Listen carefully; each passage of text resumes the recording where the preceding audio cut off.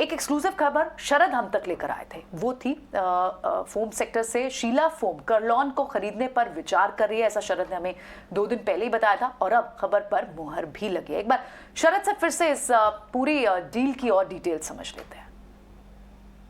जी बिल्कुल, ET now स्वदेश का खबर पे मुहर लगा है और शीला फोम ने जो एक्सचेंज फाइलिंग्स में कहा है कि वो इवैल्यूएट कर रहे हैं स्ट्रैटेजिक अपॉर्चुनिटीज़ ग्रोथ के लिए। और इम्पॉर्टेंट बात ये भी है कि उन्होंने कहा कि उनकी मैनेजमेंट की बातचीत चल रही है बहुत सारे प्लेयर्स के साथ, करलॉन के साथ इंक्लूड करके। 28 तारीख को जो है हमने ईटी नाउ स्वदेश में कहा था कि शीला फोम जो है करलॉन को अक्वायर कर सकती है 2000 करोड़ रुपयों के लिए। अब भारत के अगर मैट्रेस मार्केट बात करें तो लगभग 15,000 करोड़ से 17,000 करोड़ का मार्केट है। और यहाँ पे अगर कंपनी की बात करें शीला फोम, तो वो सिर्फ लिस्टेड प्ले में यही सबसे बड़ा प्लेयर है। और अगर इन दोनों को जोड़ दें इनके मार्केट कैप को ऑर्गेनाइज स्पेस में, तो 50% से ज़्यादा का इनका जो है मार्केट शेयर रहने वाला है। इसके अलावा जो है ये डील की अगर बात करें तो इन्वेस्टर कह रहे हैं कि ये डील जो है थोड़ी सी EPS डाइल्यूटिव हो सकती है शीला फोम के लिए। लगभग EPS में जो है 30% का गिरावट FY23 में और 15% का गिरावट FY24 में देखने मिल सकता है। डील अगर करलॉन की EV सेल्स रेशियो देखें तो वो लगभग 2.5 टाइम्स का है और शीला फोम का 4.3 टाइम्स का है। इसके अलावा लेकिन क्या बेनिफिट्स होंगे, क्या सिनर्जी देखने मिलेंगे? अब याद रखिए, आप कह सकते हैं करलॉन का साउथ इंडिया में बहुत अच्छा प्रेजेंस है, शीला फोम का पैन इंडिया अच्छा प्रेजेंस है और इन दोनों में डिस्ट्रीब्यूशन सिनर्जीज देखने मिलेगा जब दोनों एक साथ जुड़ेंगे। और इसके अलावा एक और इम्पॉर्टेंट बात है कि कंसोलिडेशन आपके ऑनलाइन स्पेस में भी थोड़ी देखने मिल रही है और जो कंपनीज़ हैं ऑनलाइन की वो ऑफलाइन में आ रहे हैं, तो यहाँ पे भी एक बेनिफिशियरी देखने मिल सकता है।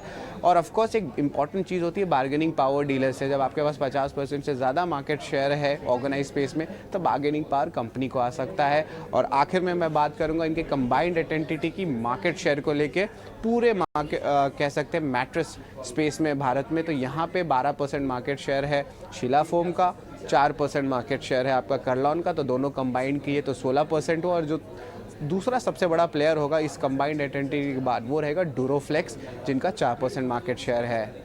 राइट, स्वदेश की खबर पर मोहर लगती हुई शरद आपका शुक्रिया। 28 तारीख को ये खबर हमने आपको बताई थी 18 आवर स्वदेश पर। आपको ये हमने कहा था कि ये खबर या कह सकते हैं कि शीला फोम और करलॉन के एक होने की संभावनाएं हैं और अब आप देखिए इस खबर की पुष्टि होती हुई दिख रही है।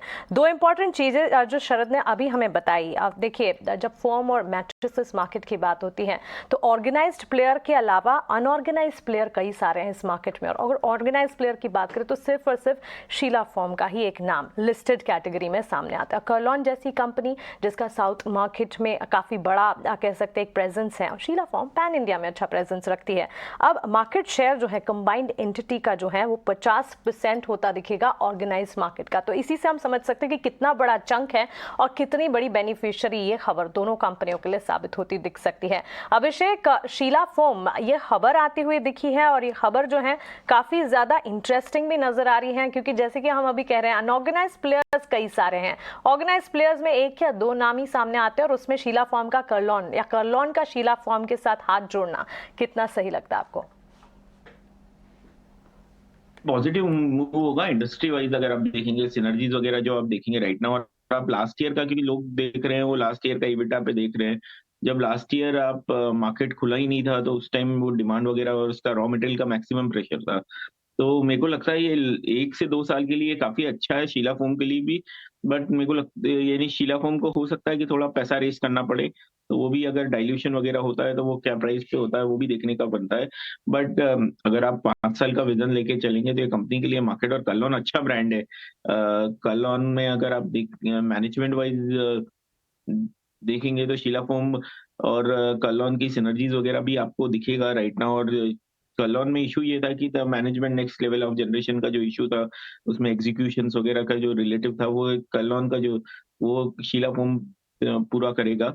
और मैम इसी थीम पे यानी कंपनी हमने पहले अपडेट किया था महाराष्ट्र एपेक्स करके, जो एक होल्डिंग कंपनी है करलॉन लिमिटेड की। तो वो कंपनी जो है राइट नाउ अभी भी 38% शेयर शीला महाराष्ट्र करलॉन में रखती है। और वो इसका एक सबसे बड़ा बेनिफिट मिलना चाहिए मेरे को लगता है वो कंपनी में भी इसको, अगर अगर मैनेजमेंट वहाँ पे, बिकॉज उसका अगर आप डील 2000 करोड़ के आसपास जैसा कि आप ईटी नाउ पे बोल रहे हैं, तो वो उसका 700 करोड़ करीब का उसका वैल्यूएशन जो उसका इन्वेस्टमेंट है उसकी वैल्यू रहेगी।